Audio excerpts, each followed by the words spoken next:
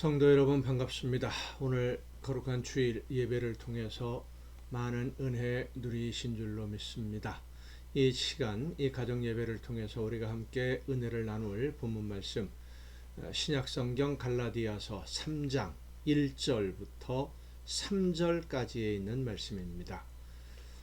갈라디아서 3장 1절부터 3절까지 봉독합니다.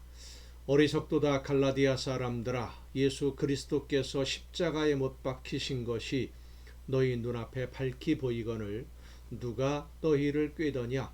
내가 너희에게서 다만 이것을 알려 하노니 너희가 성령을 받은 것이 율법의 행위로냐 혹은 듣고 믿음으로냐? 너희가 이같이 어리석으냐? 성령으로 시작하였다가 이제는 육체로 마치겠느냐? 아멘.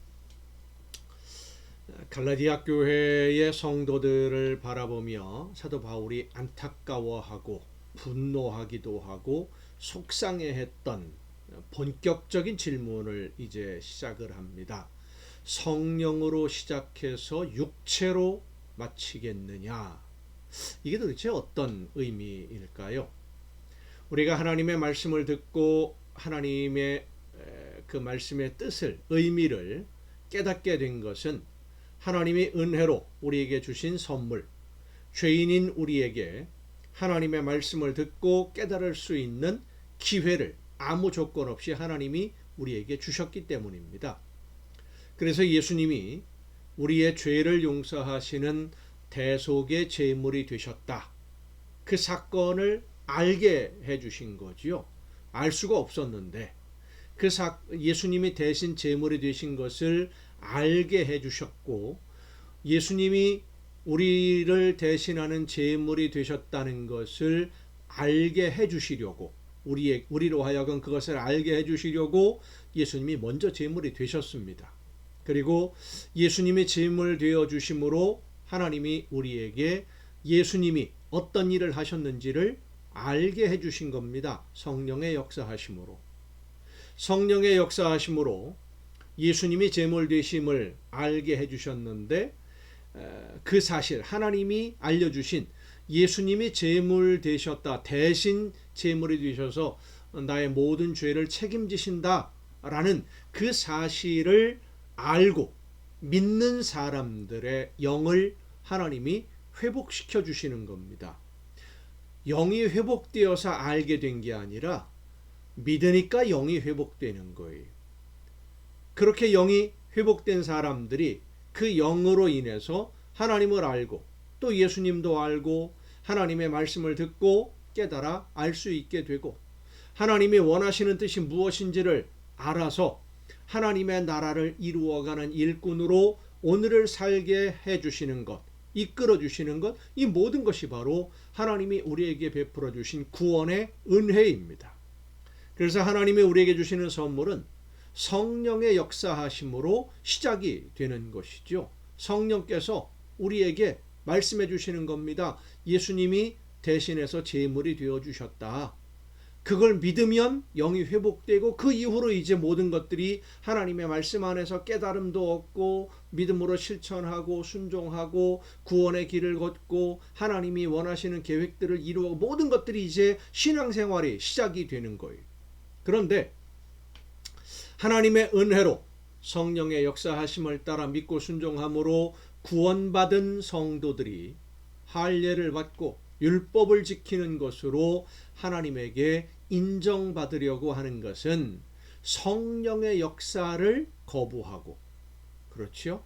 성령께서 깨우쳐 주시는 말씀을 듣지 않고 율법을 지키고 할례를 받고, 이것은 하나님이 주시는 선물을 거부하고 내가 하겠다, 내 힘으로 내가 하겠다라고 하는 교만이고, 이런 교만은 하나님이 허락하신 생명의 길을 벗어나서 다시 죽음의 길로 가게 되는 그런 결과를 가져오게 된다라고 바울이 말하고 있는 겁니다.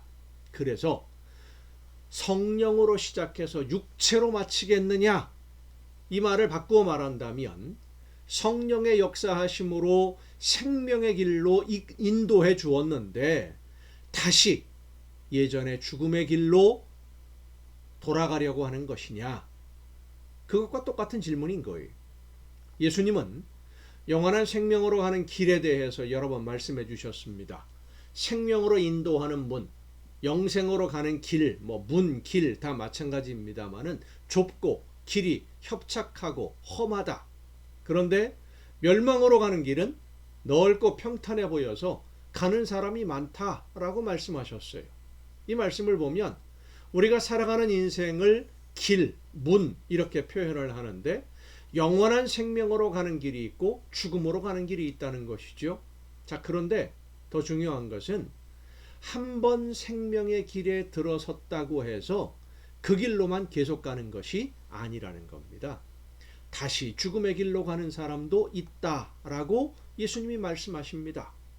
바울이 성령으로 시작해서 육체로 마친다는 것이 바로 이 생명의 길을 말하고 있는 겁니다.